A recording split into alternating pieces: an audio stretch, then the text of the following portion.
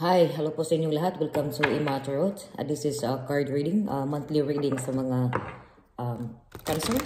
So, paalala lang po na maaari ang iba sa inyo ay nakaresonate. Ang iba rin ay hindi. So, ipit nyo na lang kung saan kayo mas nakaresonate. At titingnan ko dito kung ano ang kapalaran mo this month, my dear Cancer. So, nandito na siya, Cancer. Malabas na siya. Alright, Cancer. Tingnan natin dito ang finances mo, love life mo, career, my dear. Kung ano din ang advices mo this month, my dear. Kung anong baraha o kapalaran mo this month of January. Right? So, Cancer.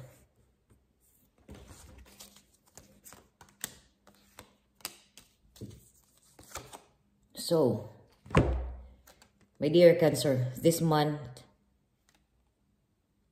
is for you. Swerte ka sa buwan na ito. Nakita ko rin dito sa iyo na may mga, this month, may mga pangarap ka, may mga struggles, trials sa past mo na ito ay natatagumpayan mo dito, my dear. Ikaw itong tao na, ang iba tinitingala. Pasensya na po sa Tagalog ko. Ikaw yung nakita opportunities.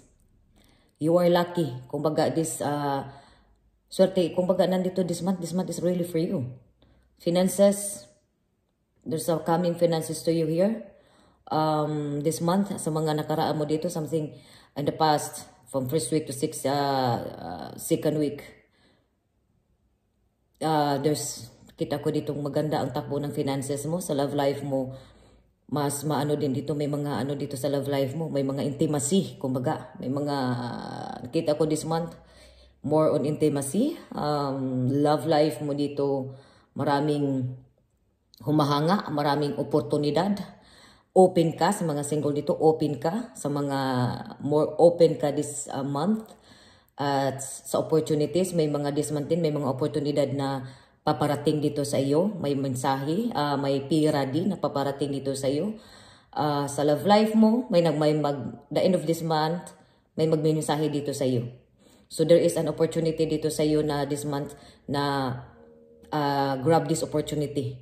May titingnan, may mga ano ka rin, kailangan mo rin dito, may mga decision ka dito sa this month na be aware, you know, maging mapagmanman ka dito sa mga paligid mo at dito sa opportunities. Kasi nakita ko dito sa lot of opportunities na darating o mga mensahe dito sa iyo, tatawag dito sa iyo, trabaho, love life mo dito, career mo dito, but be aware on it, you know.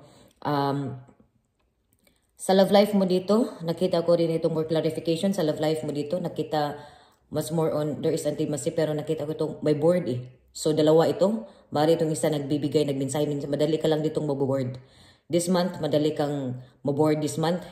Board mo dito, bigla kang mag-alis ka, mag-travel. Ang iba dito sa, nakita ko sa mga Cancer, may bala ka dito na bibili ka dito ng sasakyan. Bari itong lilipat ka na ito ng... Sama mo dito sa love life, you know. It could be dito sa love life mo, maraming, kaya be aware, you know. Sa love life, sa mga singles, o sa may mga karelasyon, be aware dito sa mga mensahe mo. Be aware dito sa mga sinasabi mo. You know, kasi maniniwala sila dito sa iyo kung ano man yung sinasabi mo. Kaya be aware ka. Mag-ingat, kung baga, sa mga pinagsasabihan mo. Kung baga nandito, kasi be aware. Nakailang beses na ako pagsabi dito na be aware. Finances mo dito, maayos din ang takbo ng finances mo. Sa third week mo dito, may babayaran ka o may makabayad ka dito. Or sa third week, maaari dito na ikaw ay dito yung third week na makabili ka dito. Maaari itong bibili ka ng sasakyan. Or maaari itong dito, something dito, sasakyan o bahay. Mga gamit mo dito sa bahay. Cancer. At may mga, kung baga dito sa iyo is, marami talagang ano dito sa iyo, humahanga, matrabaho, sa school o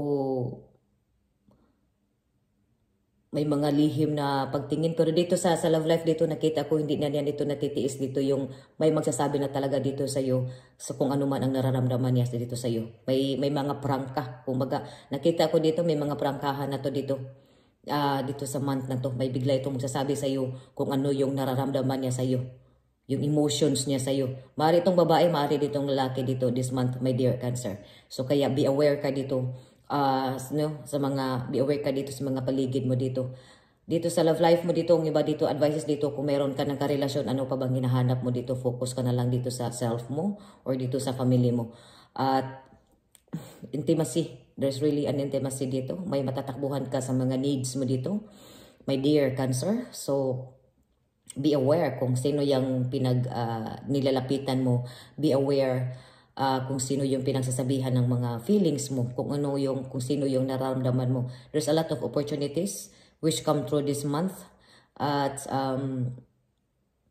bukas ang loob mo dito, kaya mag-ingat ka dito sa mga pinagsasabihan mo dito kasi hindi maaari itong, hindi mo ito, opportunities ito eh. So maganda ang takbo mo dito sa buwan na to, my dear. So kaya lang nandito sa iyo, may mga struggles ka, may mga pagsubok kang na naranasan o maranasan sa buwan na ito. Malagpasan mo ito, kaya lang dito mag-ingat ka kasi may mag-open dito sa iyo pero hindi mo alam kung ano yung nandyan, may mga snake, may mga ahas, kaya mag-ingat ka kasi nandito din sa iyo, naging maano yung loob mo dito, kaya nabaliktad din siya dito yung 10. So may maaari dito sa love life mo dito, kaya may mga intimacy, may mga intimacy, baliktad siya. So maaari ditong hindi kontento sa love life dito. Be aware dito sa love life mo dito kung sino yung sa kapaligiran mo, kasi maaaring hindi kontento. Kung may karelasyon ka na, be contented kung ano mang meron sa iyo. Kung baga nandyan, my dear. So sa finances, wala kang maging problema dito sa finances, sa love life mo dito. Be contented sa mga love life mo dito, sa career mo dito. Maging maingat ka lang dito sa trabaho mo, sa finances mo, sa paglabas mo ng pera mo dito. May mga negosyo o may bibilhin ka dito sa buwan na ito. At nakita ko dito mag-attend ka rin dito ng openings or celebrations. Something dito this month.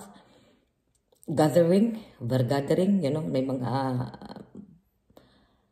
fiesta o something dito na atinan ka. So, At sa health mo dito, okay ka naman. Wala kang problema, issues dito sa health mo, my dear. Nakita ko rin dito, subsub ka rin dito sa trabaho, my dear. So,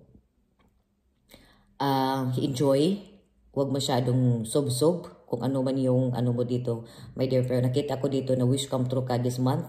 Maring iba dito sa inyo, may makabibili kayo dito ng sasakyan. Some of the Cancer, my dear. So, maaari din ito na ikaw, kung sino ka man na nanood dito na dumaan ito sa page mo, dumaan ito sa YouTube na ano mo, maaari ito ay para sa iyo. My blessings in disguise this month, my dear Cancer. So, maraming salamat po sa inyong pagpanood at pag-subscribe. Sa hindi pa po nakapag-subscribe, please subscribe my channel, my dear Cancer.